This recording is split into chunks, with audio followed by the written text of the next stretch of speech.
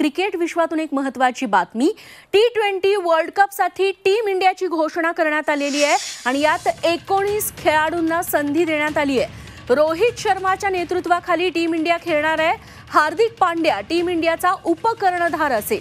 Team इंडियामधून KL राहुलला डच्चू देण्यात आलाय, तर ऋषभ पंतची टीम इंडियामध्ये एंट्री झाली आहे। याबद्दल अधिक माहिती देण्यासाठी आमचे प्रतिनिधी अमर काणे आता आपल्या सोबत आहेत। अमर, वर्ल्ड कप T20 साठी टीम इंडियाची घोषणा झाली आहे, याबद्दल तुमच्याकडे काय अधिक तपशील?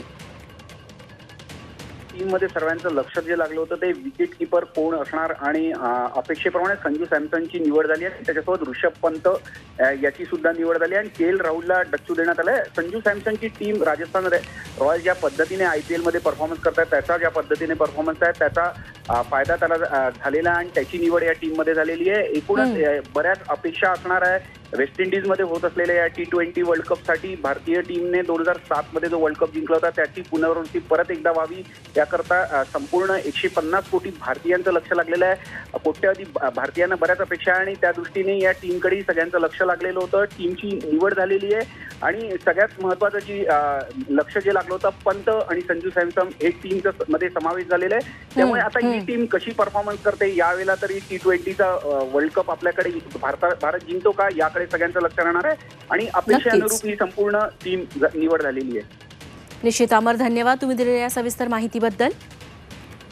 तेव्हा टीम इंडिया नेमकी कशी असणार आहे T20 वर्ल्ड कप साठी आपण बघूयात।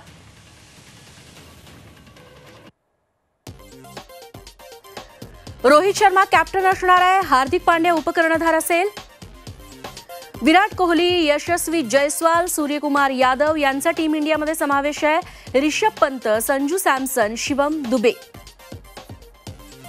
रवींद्र जाडेजा, अक्षर पटेल, कुलदीप यादव, यजुवेंद्र चहल, अर्शदीप सिंग यांना देखील टीममध्ये स्थान देण्यात आलंय। मोहम्मद सिराज आणि जसप्रीत बुमराह